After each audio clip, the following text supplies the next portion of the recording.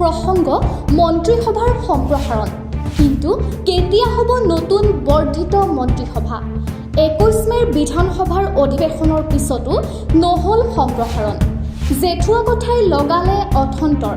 102খন আসন লাভ কৰি বিজেপি মিত্ৰজোঁটে পুনৰ মুখ্যমন্ত্ৰী ডক্টৰ হিমন্ত বিশ্ব শৰ্মাৰ নেতৃত্বত চৰকাৰ গঠন কৰিলে। ৰাজ্যবাসীৰ উৎকণ্ঠাৰ অৱসান ঘটাই 12 মে'ত মুখ্যমন্ত্ৰী ডক্টৰ হিমন্ত বিশ্ব শৰ্মাৰ লগতে আন 4গৰাকী মন্ত্ৰীয়ে শপত গ্ৰহণ কৰিলে। কিন্তু 5জনীয়া মন্ত্ৰীৰে ৰাজ্য কিমান দিনলৈ চলিব? পূৰ্ণাংগ মন্ত্ৰীসভা গঠন নোহোৱালৈকে এতিয়া ৰাজ্যৰ ৰাজনৈতিক মহলত চলিছে চৰ্চা। অহা 2 এমাহৰ ভিতৰতে গঠন হ'ব নতুন বৰ্ধিত মন্ত্ৰীসভা। নতুন কোন কোন বিধায়কে পাব মন্ত্ৰিত্ব?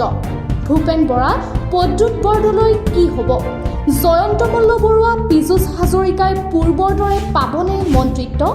মানৱ ডেকা, তৰংগ গগৈ, পল্লৱ লোচনৰ কি হ'ব? নতুন মন্ত্ৰীসভাক লৈ বহু জল্পনা কল্পনাৰ সৃষ্টি হোৱা পৰিলক্ষিত হৈছে। সকলো জনপ্ৰিয় বিধায়কক মন্ত্ৰিত্ব দিব পৰাকৈ অসমত শাৰী দীঘলীয়া কৰিব পৰা নাযায়।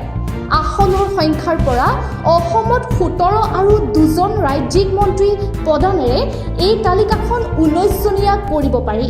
অকল বিজেপিৰ আছে 82জন বিধায়ক। মিত্ৰদল অগপ আৰু BPFৰ আছে 10জনকৈ বিধায়ক। দুয়োটা দলে পাব 2জনকৈ মন্ত্ৰী, বাকী থাকে 13জন মন্ত্ৰী। মন্ত্ৰীসভাৰ সম্প্ৰসাৰণৰ পূৰ্বে অসমলৈ আহিছিল SS প্ৰধান। নতুন মন্ত্ৰীসভা গঠনত মোহন ভাগৱতৰ থাকিব গুৰুত্ব। মুখ্যমন্ত্ৰীৰ সৈতে হোৱা আলোচনাত হয়তো নতুন মুখে পাব গুৰুত্ব। সকলোবোৰ চালি জাৰি চাই এটা কথা ৰাজ্যবাসীৰ অনুমান হৈছে, নতুন মন্ত্ৰীসভাত বহু নতুন মুখে পাব মন্ত্ৰিত্ব। কটা যাব পাৰে পূৰ্বৰ মন্ত্ৰীৰ মন্ত্ৰিত্ব। অৱশ্যে ইয়াৰ বাবে ৰ'ব লাগিব আৰু কিছুদিন।